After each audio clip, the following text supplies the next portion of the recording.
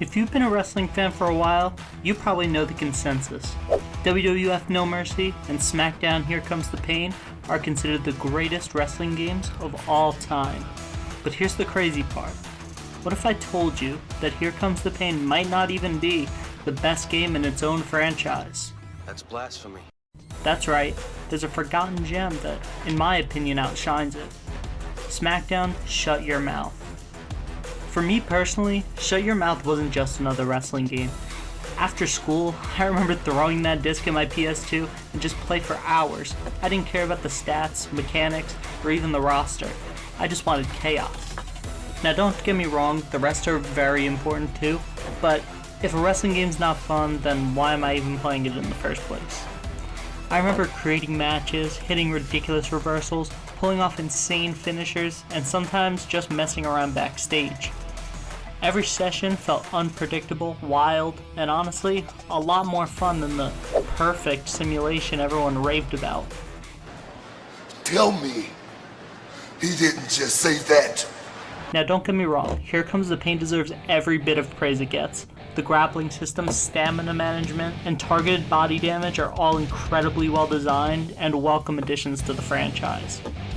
With every match feeling more precise and well balanced than years prior with the arcadey style of SmackDown 1 and 2 and the rest of the franchise, that is why Here Comes the Pain is widely regarded as one of the greatest wrestling games of all time.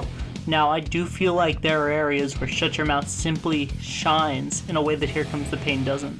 The pacing of the matches feel a lot faster, the action felt a lot more dynamic, and the in-ring moments were way more exciting in my opinion than that of Here Comes the Pain. I remember restless nights in my room just grinding season mode in Shut Your Mouth because you needed to beat that season mode at least 6 times to earn every unlockable the game had to offer, and I was willing to put in that grind. Sometimes it's less about mechanics and more about the fun you have in the moment, and that is where I stand as a wrestling games fan who has played pretty much every game that WWF has had to offer ever since WWF Warzone back in 1998. And that is where Shut Your Mouth has the edge. It brought that over-the-top style gameplay and kept the fluidity of a simulation style aspect, but not too simulation based as Here Comes the Pain was.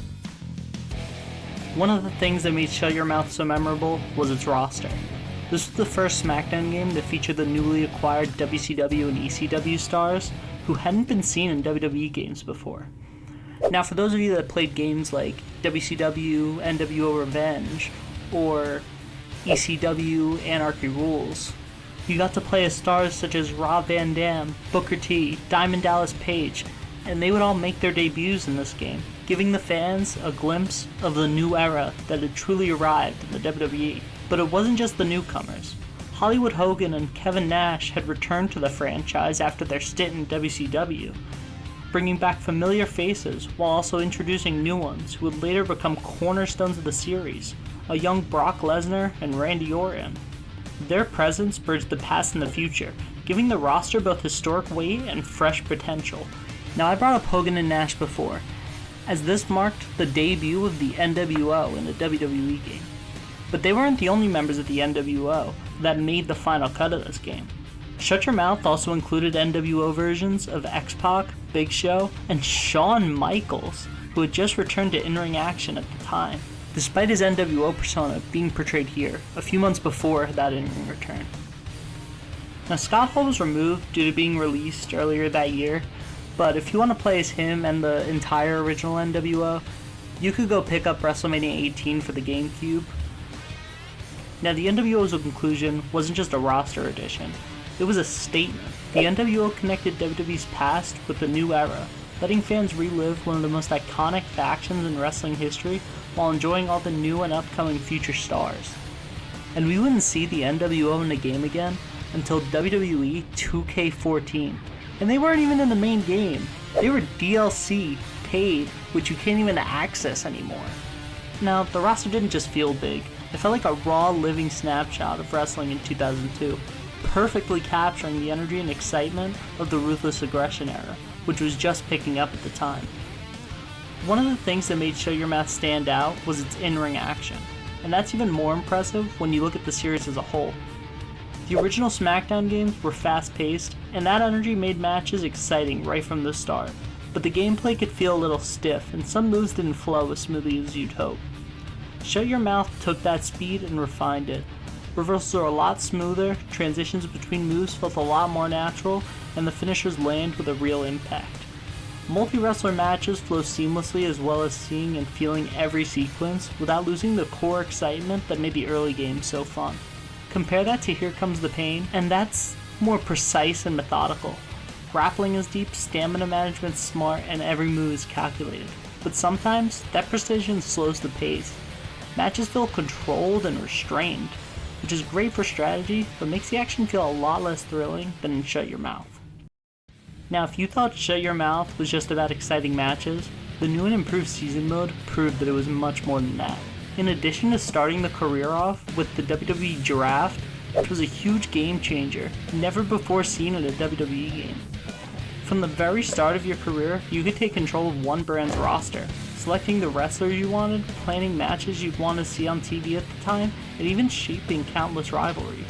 Now obviously this wasn't a sandbox mode like GM mode or universe mode that would come later, but it was a good start, seeing as you could pick at least the first 10 members of your roster in a draft style, and really added that level of competition because you wanted your brand to be superior, the brand that your character would ultimately go to. And unlike Here Comes the Pain, where the roster switching was possible but had to be done manually, Shut Your Mouth made it seamless.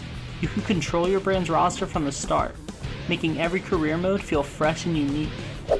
Now I started my career as the Man-Beast Rhino. Being an ECW fan as I was growing up, Rhino was one of my favorites on that late 2000 to 2001 roster, so it was amazing to be able to control his career now that he was in WWE. And having control over my brand's draft made it feel like I was really building something from the ground up.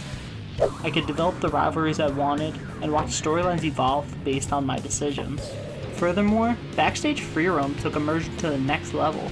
Walking around backstage, interacting with other wrestlers, and seeing cutscenes play out made the game feel alive, like you were actually a part of the Ruthless Aggression era. And sometimes, the game threw in unforgettable moments. I remember a few weeks into my career, I had a backstage interaction with The Rock, and he just totally dressed me down and went through all his little catchphrases, and that eventually led to a match that we would have, which I would pick up the win.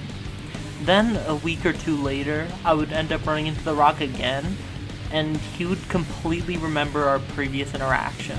He continued to dress me down in different ways as if I was prime Jonathan Coachman interviewing him. And that eventually led to another match in which I whooped his candy ass again.